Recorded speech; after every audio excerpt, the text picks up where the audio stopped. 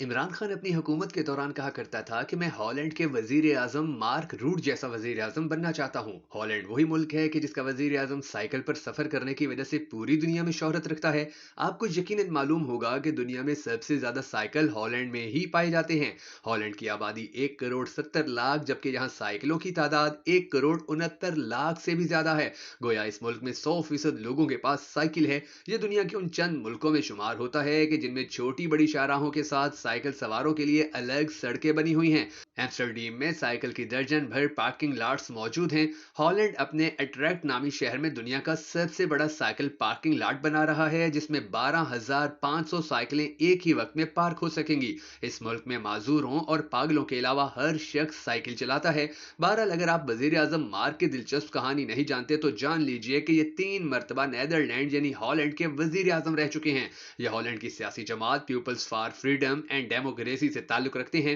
ان کی پارٹی نے 2010 کے الیکشن میں اکثریت حاصل کر لی تھی۔ مارک کو وزیر اعظم نامزد کر دیا گیا لیکن ان کے پاس ایوان میں مطلوبہ تعداد میں ارکان موجود نہیں تھے، لہٰذا یہ کرسچین ڈیموکریٹس اور پارٹی فار فریڈم کے ساتھ مشترکہ حکومت بنانے پر مجبور ہو گئی۔ ان کی حکومت بنی اور اس طرح یہ ملک کے وزیر اعظم بن گئے، مگر 2012 کے بجٹ کے دوران اتحادیوں سے ان کے اختلافات پیدا ہو گئے، لہٰذا ان کی کلیکشن ٹوٹ گئی اور حکومت بھی ختم ہو گئی۔ ملک میں نئے الیکشن ہوئے، قوم نے مارک کو فریش مینڈیٹ دے دیا۔ یہ دوسری بار 2012 میں وزیر اعظم بن گئے۔ ان کی حکومت نے مدت پوری کی۔ مارچ 2017 میں پھر سے الیکشن ہوئے اور قوم نے ایک بار پھر مارک کو مینڈیٹ دے دیا۔ یوں یہ تیسری بار وزیر اعظم بن گئے، لیکن یہ اس بار بھی اتحادی وزیر اعظم ہیں۔ ان کی حکومت کی اتحادی جماعتیں اہم وزارتیں حاصل کرنا چاہتی ہیں اور مارک انہیں یہ وزارتیں دینا نہیں چاہتے۔ چنانچہ ہالینڈ میں حکومت بحران کا شکار ہے۔ یہ وزیر اعظم 7 ماہ میں کابینہ کا فیصلہ نہیں کر سکے اور اب بھی ان کی حکومت کابینہ کے بغیر چل رہی ہے۔ میں آپ کو یہاں یہ بھی بتاتا چلوں، ہالینڈ میں بھی یورپ کے دوسرے ممالک کی طرح شاہی نظام ہے۔ اس ملک میں بھی علامتی بادشاہ موجود ہے۔ یہ بادشاہ اور اس کا خاندان بے اختیار ہیں، یہ اپنی مرضی سے تنکا تک نہیں توڑ سکتے۔ یہاں کی حکومت مکمل آزاد اور خود مختار ہے، لیکن اس خود مختاری اور آزادی کے باوجود وزیر اعظم بادشاہ سے اپنا تقرر نامہ حاصل کرتا ہے۔ یہ کابینہ کی منظوری کے لیے بھی بادشاہ کے ہاں کا پابند ہے، تاہم یہ منظوری بھی علامتی ہوتی ہے۔ بادشاہ کابینہ میں کوئی کمی یا بیشی نہیں کر سکتا۔ مارک روٹ نے 10 اکتوبر 2017 کو اپنی کابینہ کا فیصلہ کیا۔ یہ عمل 14 اکتوبر کو مکمل ہوا۔ وزیر اعظم نے کابینہ کی فائل بنائی، فائل پلاسٹک کے لفافے میں ڈالی، اپنی ذاتی سائیکل نکالی، سائیکل پر سوار ہوا اور شاہی محل کی طرف روانہ ہو گیا۔ وزیر اعظم کے ساتھ سیکیورٹی کی گاڑی تو دور، سیکیورٹی کا ایک موٹر سائیکل اور سائیکل تک نہیں تھا۔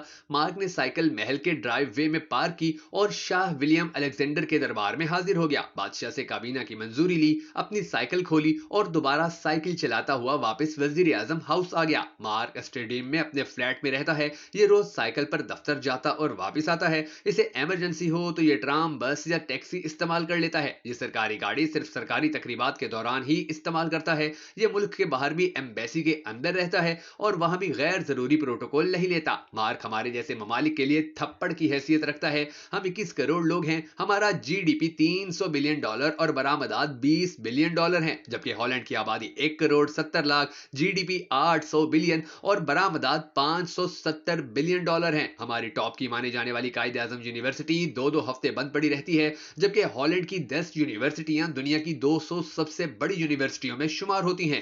یہ یونیورسٹیاں دونوں عالمی جنگوں کے دوران بھی کھلی رہیں، استاد اور شاگرد دونوں یونیورسٹی آتے رہے۔ یہ ملک دنیا میں پھول، ڈیری مصنوعات اور سڑک بنانے کی تکنیکس بیچ کر امیر ہوتا جا رہا ہے، جبکہ ہم تربوز، انگور، ناشپاتی اور سبزیاں بھی چین سے منگوا رہے ہیں۔ ہالینڈ کی صرف پھولوں کی برآمد ہماری کل برآمدات کے برابر ہے۔ ایمسٹرڈیم شہر میں ایک مہینے میں اتنے سیاح آتے ہیں کہ جتنے ہمارے ملک میں 10 سال میں نہیں آتے، اور یہ ملک اگر صرف اپنی ہیرے تراشنے کی صنعت فروخت کر دے تو یہ پاکستان کے سارے اندرونی اور بیرونی قرضوں کے برابر رقم حاصل کر لے گا، لیکن اس کا وزیر اعظم سائیکل پر سیکیورٹی کے بغیر دندناتا پھرتا ہے، جبکہ ہمارے حکمرانوں کے بچے تک 10 20 گاڑیوں کے قافلے میں شاپنگ کرتے ہیں۔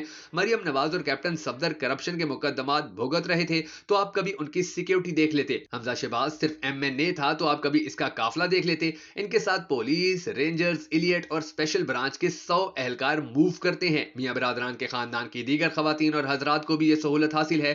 آپ کبھی مریم نواز کے صاحبزادے جنید صفدر اور داماد راحیل منیر کی سیکیورٹی بھی دیکھ لیجئے تو آپ حیران رہ جائیں گے۔ بلاول بھٹو زرداری، مختار بھٹو اور آسا بھٹو بھی پوری شان و شوکت کے ساتھ باہر نکلتی ہیں۔ آپ کسی دن تینوں افواج کے سربراہان सरबराहान, आईजी हजरात और वफाकी सेक्रेटरियों की सिक्योरिटी भी देख लीजिए, आपका सर शर्म से झुक जाएगा। हॉलैंड के वजीर आजम के पास सरकारी जहाज नहीं है, लिहाजा ये मुसाफिर बरदार जहाजों में सफर करते हैं या फिर ट्रेन के जरिए यूरोप के मुख्तलिफ मुल्कों के दौरों पर जाते हैं, जबकि हमारे चारों वज़राए आला के पास भी सरकारी जहाज और हेलीकॉप्टर्स हैं। मैंने आज तक पाकिस्तान के किसी वजीर आला को मुल्क के अंदर PIA के जरिए सफर करते नहीं देखा। ये जाती मसरूफियात, बच्चों की मंगनी और शॉपिंग के लिए भी सरकारी जहाज पर लाहौर, कराची और इस्लामाबाद जाते हैं। हमारे वज़राए आला, गवर्नर्स और वज़रा भी बादशाहों की तरह बाहर निकलते हैं। ये सिक्योरिटी के नाम पर 10-10, 20-20 गाड़ियों के काफले एंजॉय करते हैं। ये सारा ताम झाम इस मुल्क में हो रहा है कि जिसके बानी और पहले गवर्नर जनरल कायद आजम मोहम्मद अली जिन्ना के साथ सिक्योरिटी की सिर्फ एक जीप होती थी और उसमें भी एक DSP और एक पुलिस कांस्टेबल होता था। मुल्क के पहले वजीर आजम खान लियाकत अली खान वजीर आजम हाउस का दरवाजा खुद खोलते थे।